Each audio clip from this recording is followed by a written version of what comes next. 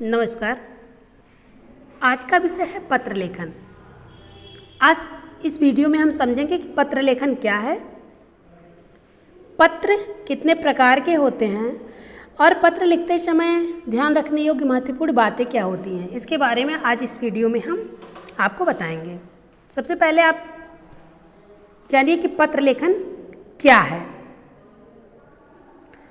हम समाचारों का आदान प्रदान करने के लिए पत्र का सहारा लेते हैं और इन पत्रों के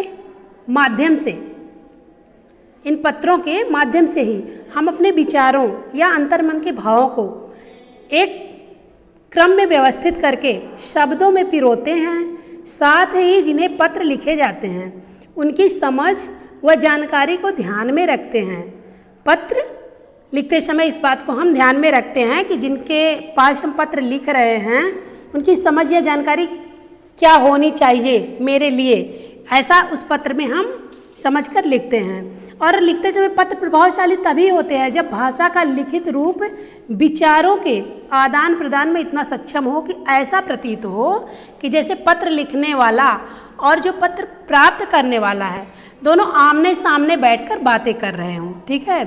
पत्र लेखन, दूसरे शब्दों में आप समझ सकते हैं कि पत्र लेखन साहित्य की ऐसी विधा है जिसके द्वारा व्यक्ति अपनी लेखन कला के माध्यम से हृदय के भावों को दूसरों तक पहुंचाकर संतोष प्राप्त करता है।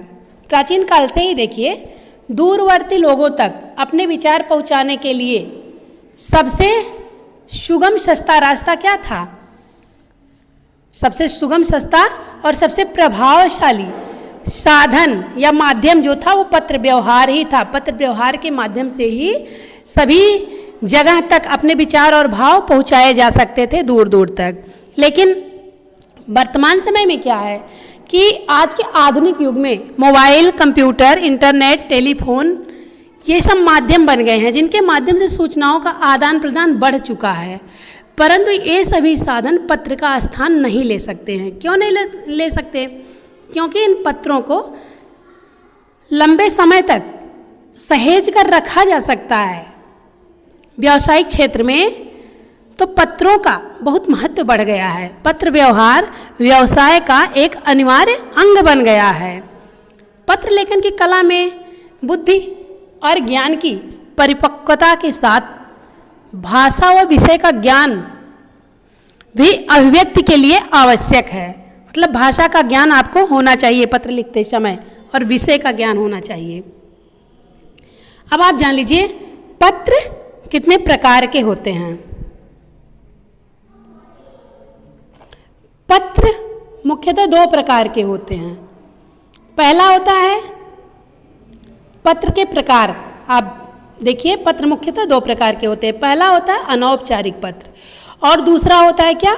औपचारिक पत्र। सबसे पहले आप देख लीजिए कि अनौपचारिक पत्र कैसे लिखे जाते हैं, ठीक है, या किसको लिखे जाते हैं। अनौपचारिक पत्र वे पत्र होते हैं जो पत्र अपने मित्रों एवं अपने सगे संबंधियों को लिखे जाते हैं, वे अनौपचारिक पत्र कहलाते हैं। ये व्यक्तिगत पत्र होते हैं। इनकी भाषा भी अनौपचारिक होती है। इसके अंतर्गत अपने माता पिता, भाई बहन, नाना नानी, दादा दादी, चाचा, मामा आदि को लिखे जाने वाले पत्र आते हैं। इन पत्रों में आत्मीयता होती है। जो अनौपचारिक पत्र लिखे जाते हैं उन पत्रों में आत्मीयता होती है और पारिवारिक संबंधों को सुदृढ़ करने की क्षमता अनौपचारिक पत्रों में होती है। और दूसरा क्या होता है? औपचारिक पत्र। अब देखिए, औपचारिक पत्र वे पत्र होते हैं जो सरकारी, गैर सरकारी संस्था के लिए लिखे जाते हैं, वे औपचारिक पत्र कहलाते हैं। इन पत्रों के अंतर्गत आवेदन पत्र, प्रार्थना पत्र, व्यावसायिक पत्र आदि आते हैं। इन पत्रों में तथ्यों एवं सूचनाओं को अधिक महत्व दिया जाता है। अब आप ये देख लीजिए कि पत्र लिखते समय ध्यान रखने योग्य महत्वपूर्ण बातें क्या हैं। पत्र लिखते समय ध्यान रखने योग्य महत्वपूर्ण बातें, जैसे देखिए, यदि पत्र अनौपचारिक हैं, मतलब पारिवारिक हैं, सगे संबंधियों को लिखे गए हैं, तो उनमें भी कुछ बातों का ध्यान रखना चाहिए। और यदि पत्र किसी कार्यालय को या व्यापारिक प्रतिष्ठान को या किसी संपादक को लिखना हो तो ये बातें ध्यान रखनी चाहिए।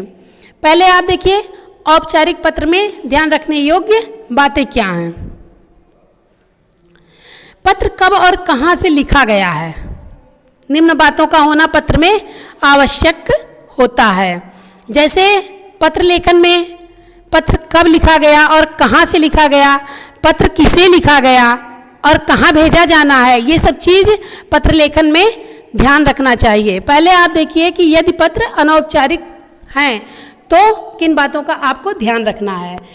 इसमें पहला बिंदु है कि सर्वप्रथम उचित अभिवादन पत्र में लिखना चाहिए। उसके बाद कुशल क्षेम पूछना चाहिए। और दूसरा बिंदु है पत्र की भाषा में अपनापन होना चाहिए। जो पत्र लिखा जा रहा है उसकी भाषा में अपनापन होना चाहिए। तीसरा बिंदु है कि पत्र के विषय में जो लिखा जाता है उस लिखे हुए विषय को अनुच्छेद में बांटकर प्रस्तुत करना चाहिए। और चौथा बिंदु है कि पत्र में घिसे पिटे वाक्यों के प्रयोग से बचना चाहिए।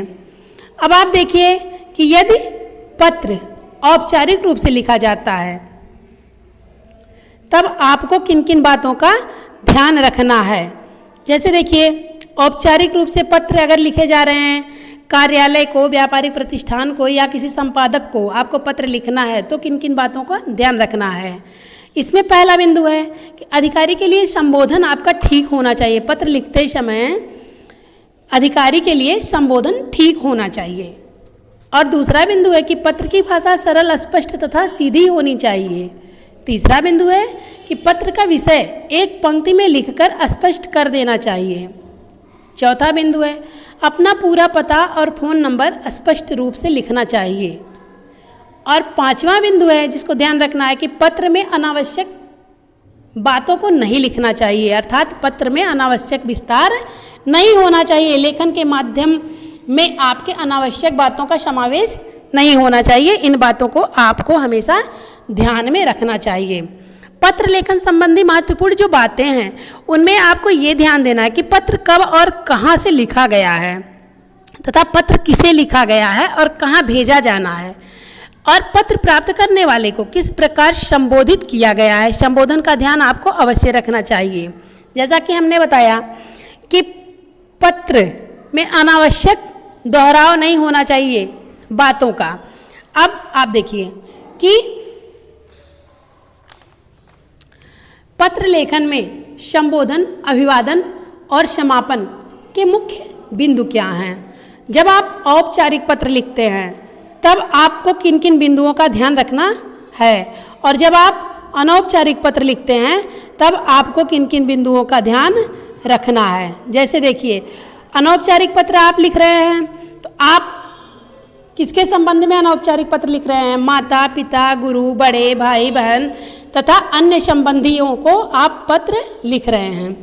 आरंभ आपको करना चाहिए कि जैसे पूजनीय, पूज्य, आदरणीय, परम आदरणीय, श्रद्धेय, इस प्रकार से आपको, अगर आप अपने बड़े लोगों को पत्र लिख रहे हैं जैसे माता पिता, गुरु या बड़े भाई बहन तथा अन्य संबंधी जो आपसे बड़े हैं उनके लिए अगर आप पत्र लिख रहे हैं तो आरंभ में आपको लिखना है पूजनीय, पूज्य, आदरणीय, परम आदरणीय, श्रद्धेय। और समापन में वहाँ आप क्या लिखेंगे कि आपका आज्ञाकारी, स्नेहाकांक्षी, कृपा पात्र या कृपाभिलाषी। ठीक है, जब आप अपने से बड़े को पत्र लिख रहे हैं, अनौपचारिक पत्र के बारे में हम आपको बता रहे हैं।